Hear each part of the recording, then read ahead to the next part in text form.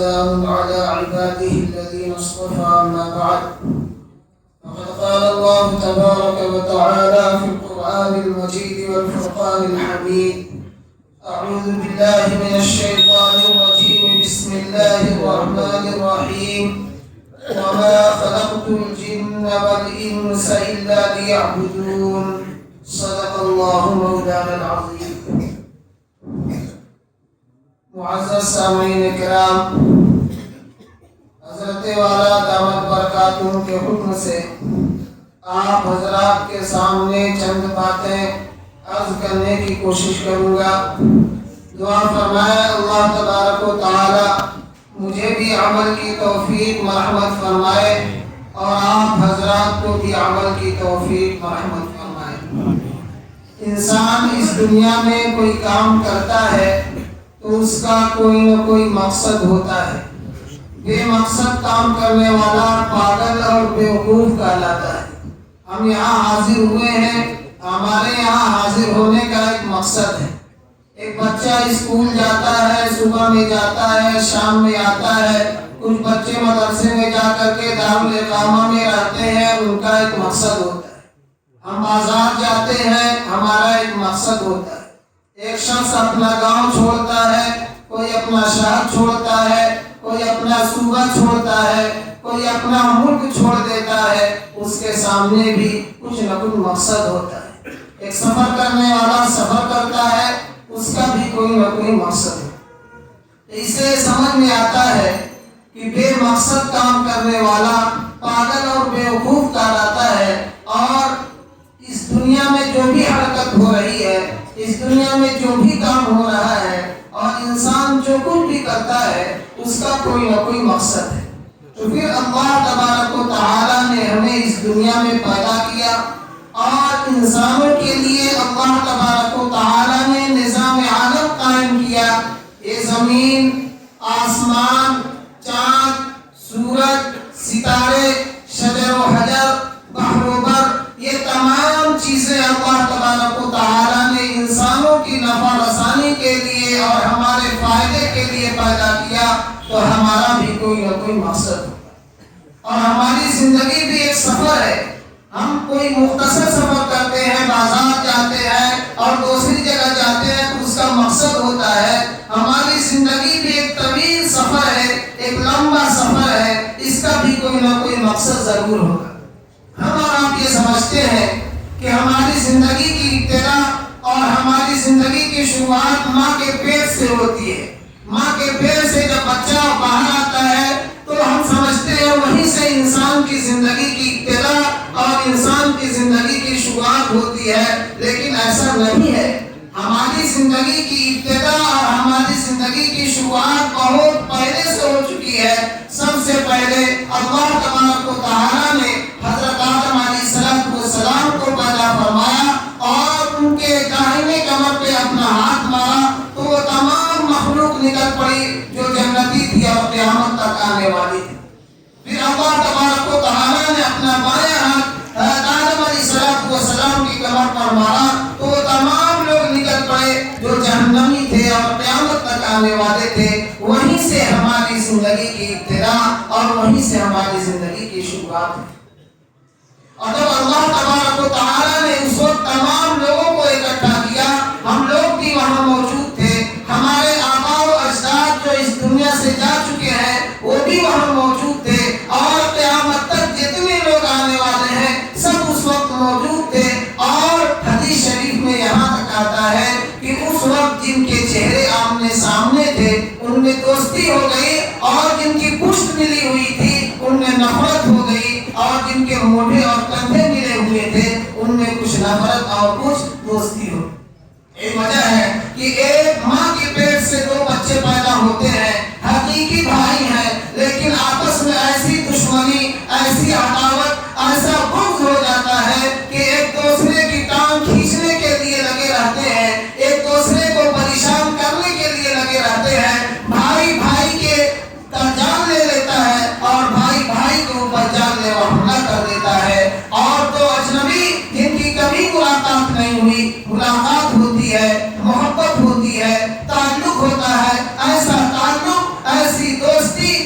ایسی محبت کہ ایک دوسرے کے بغیر رہنا اور ایک دوسرے کے بغیر سانس لینا ان کے لیے مشکل اور دشوار ہو جاتا ہے۔ تو حدیث شریف میں یہی بیان کیا گیا کہ جب اللہ تبارک و تعالیٰ نے تمام لوگوں کو اکٹھا کیا تھا تو جن کے چہرے آمنے سامنے تھے ان میں محبت ہو گئی، چاہے وہ بھائی بھائی ہو یا نہ ہو۔ جن کی پشت ملی ہوئی تھی ان میں نفرت قائم ہو گئی، اور جن کے موڑے ملے ہوئے تھے ان میں کچھ نفرت اور کچھ عداوت ہے۔ حدیث شریف میں یہ بھی بیان کیا گیا کہ اس دنیا میں جو رشتے ہوتے ہیں، شادیاں ہوتی ہیں، شوہر اور بیوی بنتے ہیں، یہ رشتے بھی وہیں طے کر دیے گئے تھے۔ دنیا میں آ کر کے اس کا ظہور ہوتا ہے۔ رشتے تو اسی وقت اللہ تبارک و تعالیٰ نے طے کر، تو اسی وقت سے ہماری زندگی کی ابتدا ہوئی ہے، ہماری زندگی کی شروعات ہوئی ہے۔ اس کے بعد اللہ تبارک و تعالیٰ نے سوال کیا، قرآن کریم میں اللہ تبارک و تعالیٰ نے بیان کیا ہے الست بربکم۔ اللہ تبارک و تعالیٰ نے سب سے سوال کیا، کیا میں تمہارا رب نہیں ہوں؟ کیا میں تمہارا معبود نہیں ہوں؟ کیا میں تمہارا مالک نہیں ہوں؟ کیا میں تمہارا خالق نہیں ہوں؟ حدیث شریف میں آتا ہے کہ سارے لوگ خاموش تھے۔ سب سے پہلے شہنشاہ بقا، تاجدار مدینہ، سرور کائنات جناب محمد رسول اللہ صلی اللہ علیہ وسلم نے فرمایا، بھلا کیوں نہیں، آپ ہی ہمارے رب ہیں، آپ ہی ہمارے خالق ہیں، آپ ہی ہمارے مالک ہیں، آپ ہی ہمارے پروردگار ہیں، آپ ہی ہمارے پالنہار ہیں۔ حضور پاک صلی اللہ علیہ وسلم کا فرمانا تھا کہ تمام انبیاء کرام کی روحیں بول پڑی، بھلا کیوں نہیں، آپ ہی ہمارے رب ہیں، آپ ہی ہمارے خالق ہیں، آپ ہی ہمارے مالک ہیں۔ انبیاء کرام کا بولنا تھا کہ تمام لوگوں کی روحیں بول پڑی، ہماری بھی روحیں، ہمارے آباء و اجداد کی بھی روحیں، اور قیامت تک جتنے لوگ آنے والے ہیں سب کی روحوں نے اقرار کیا، بھلا کیوں نہیں، اے اللہ آپ ہی ہمارے رب ہیں، آپ ہی ہمارے خالق ہیں، آپ ہی ہمارے مالک ہیں۔ اللہ تبارک و تعالیٰ نے ارشاد فرمایا کہ دنیا میں جانے کے بعد اس تصور اور اس خیال کے ساتھ زندگی گزارنا کہ ہمارا کوئی خالق ہے، ہمارا کوئی مالک ہے، ہمارا کوئی پروردگار ہے جسے ہمیں اپنے کیے ہوئے کا حساب و کتاب دینا ہے، ہمیں اچھے عمل پر وہاں اچھا بدلہ ملنا ہے، برے عمل پر ہمیں برا بدلہ ملنا ہے۔ اس دنیا میں ہمیں اس تصور اور اس خیال کے ساتھ زندگی گزارنا ہے۔ تو ہماری زندگی کی ابتدا وہاں سے ہوئی تھی، پھر اس کے بعد ہم اپنے باپ کی پشت میں ڈال دیے گئے، وہاں سے اپنی ماں کے رحم میں پہنچے، وہاں سے اس دنیا میں آئے۔ اس دنیا میں جس کی جتنی زندگی متعین ہے وہ اپنی زندگی گزار کر برزخ میں جائے گا، جسے ہم قبر کہتے ہیں، پھر وہاں سے محشر میں جانا ہے، پھر وہاں سے جنت میں جانا ہے۔ اور ہماری زندگی ایک سفر ہے، لمبا سفر ہے، طویل سفر ہے، جو حضرت آدم علیہ السلام سے شروع ہوئی ہے اور جنت تک جانے والی ہے۔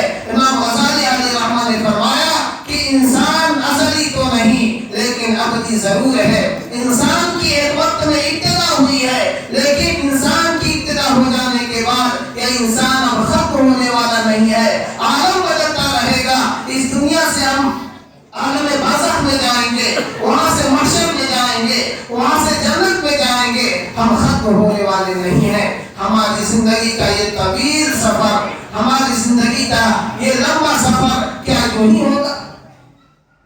ایک مختصر سفر، ہم بازار جاتے ہیں اور ہم گھر سے باہر نکلتے ہیں، ایک بچہ مکتب یا اسکول جاتا ہے، اس کا مقصد ہوتا ہے ہماری اتنی طویل زندگی، ہماری اتنی لمبی زندگی، اس کا کوئی مقصد نہ ہو، ایسا نہیں ہو سکتا۔ اسی مقصد کو اللہ تبارک و تعالیٰ نے قرآن کریم میں ارشاد فرمایا، جو آیت کریمہ میں نے تلاوت کیا تھا۔ اللہ تبارک و تعالیٰ ارشاد فرماتے ہیں، وَمَا خَلَقْتُ الْجِنَّ وَالْإِنسَ إِلَّا لِيَعْبُدُونَ، کہ میں نے انسانوں اور جناتوں کو اپنی عبادت کے لیے پیدا کیا۔ ہمیں اس دنیا میں پیدا کرنے کا مقصد، ہمیں اس دنیا میں بھیجنے کا مقصد اللہ تبارک و تعالیٰ کی اطاعت اور فرما برداری ہے۔ اسی کے لیے ہم اس دنیا میں پیدا کیے گئے ہیں۔ انسان کھاتا پیتا ضرور ہے، انسان کے ساتھ لوازمات لگے ہوئے ہیں، لیکن مقصد زندگی لوازمات نہیں ہے، مقصد زندگی اللہ تبارک तबारक व तआला की इताअत और फरमाबरदारी है। हुजूर पाक सल्लल्लाहु अलैहि वसल्लम ने इरशाद फरमाया, इन्न दुनिया खुलिकत लकुम व इन्नकुम खुलिकतुम लिल आखिरह, कि दुनिया हमारे फायदे के लिए पैदा की गई है, दुनिया हमारी नफा आसानी के लिए पैदा की गई है, लेकिन हम दुनिया के लिए नहीं, हम आखिरत के लिए पैदा किए गए हैं। इंसान खाता पीता जरूर है, इंसान को इज्जत भी मिलती है, बुलंदी भी मिलती है, लेकिन खाना पीना मकसद जिंदगी नहीं है, इज्जत और इख्तिदार मकसद जिंदगी नहीं है। खाना पीना यही रह जाता है, इज्जत और इख्तिदार इंसान यही छोड़कर चला जाता है। ये सारी चीजें इंसान के साथ जाने वाली नहीं है। हमारे साथ जो चीज जाएगी वो इबादत है। इबादत ही हमारी जिंदगी का मकसद है। खाना पीना इज्जत व इख्तिदार ये हमारी जिंदगी का मकसद नहीं है, इसलिए कि खाना पीना तो यही रह जाएगा, कुर्सी यही रह जाएगी, इज्जत व इख्तिदार सब खत्म हो जाएगा, इबादत हमारे साथ जाने वाली। इस दुनिया में इबादत का ताल्लुक तो हमारे साथ है ही। हम नमाज पढ़ते हैं, रोजा रखते हैं, हज करते हैं और दूसरे जो अवामिर हैं उनको बनाने की कोशिश करते हैं। जो नवाही हैं, जिन चीजों से मना किया गया है, हम उनसे भी बचने की कोशिश करते हैं। लेकिन इबादत का सिलसिला इस दुनिया से जब हम चले जाएंगे, कब्र में चले जाएंगे, जो आलम बरज़ख है, वहाँ भी इबादत का सिलसिला जारी रहेगा। वहाँ की इबादत का सिलसिला खत्म होने वाला नहीं है।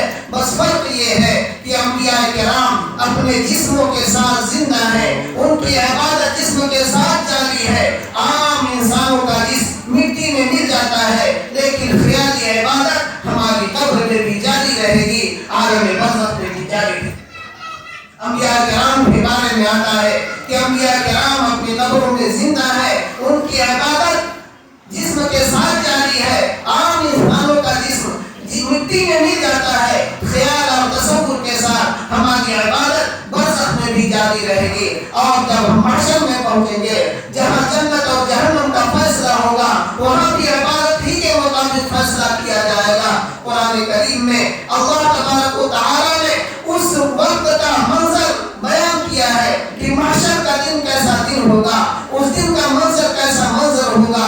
यौम यफिरुल मर्'उ मिन अखीही व उम्मिही व अबीही व साहिबतिही व बनीही लिकुल्लि इम्रिइन मिनहुम यौमइज़िन शाअनुन युग़नीह।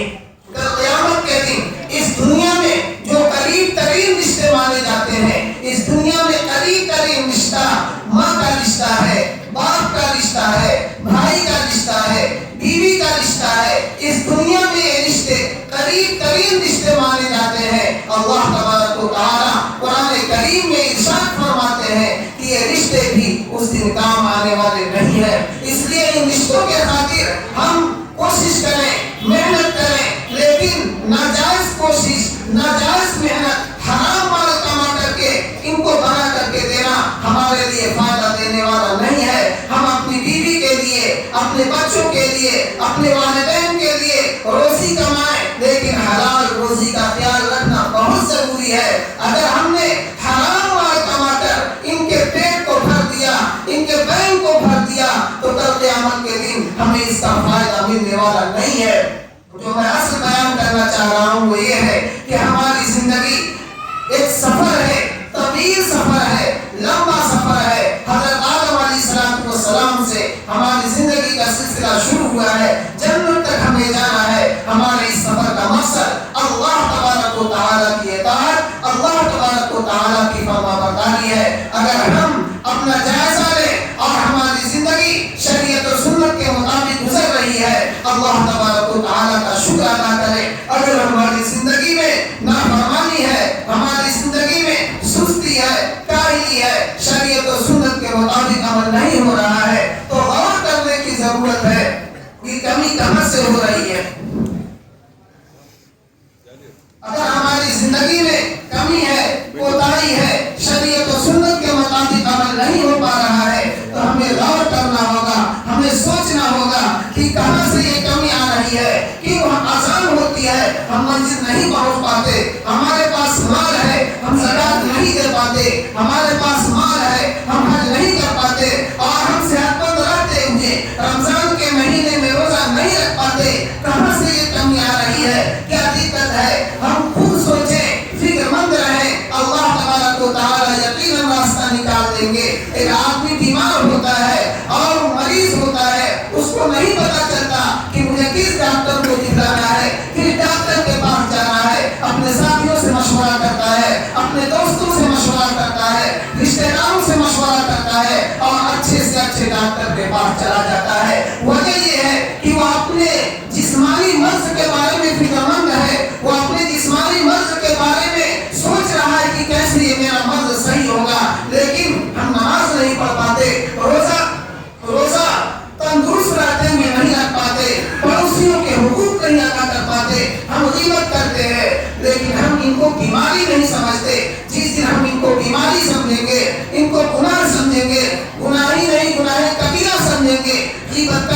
गुनाह कबीरा है। किसी का माल ज़ाय हो जाए उस पर खुश होना गुनाह कबीरा है, बख्शिश नहीं होगी। हाँ, अल्लाह तबारक व तआला जिस पर अपना फज़्ल फरमाए, करम फरमाए, उनकी बख्शिश हो जाएगी। तो असल वजह ये है कि हम इन बीमारियों को बीमारी नहीं समझ पाते। जब हम बीमारी समझेंगे तो हम इसके इलाज की भी फिक्र करेंगे।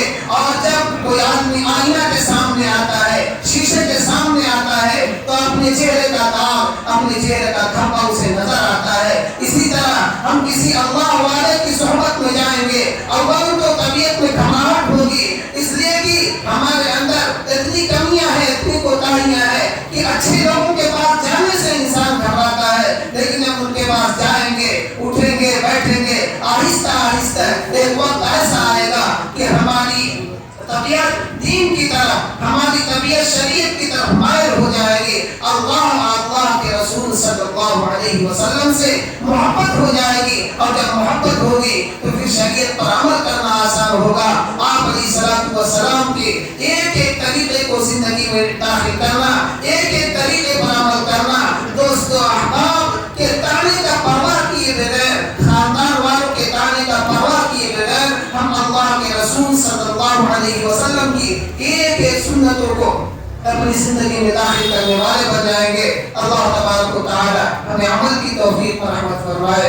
आमीन। व आखिर दअवाना अल्हम्दुलिल्लाहि।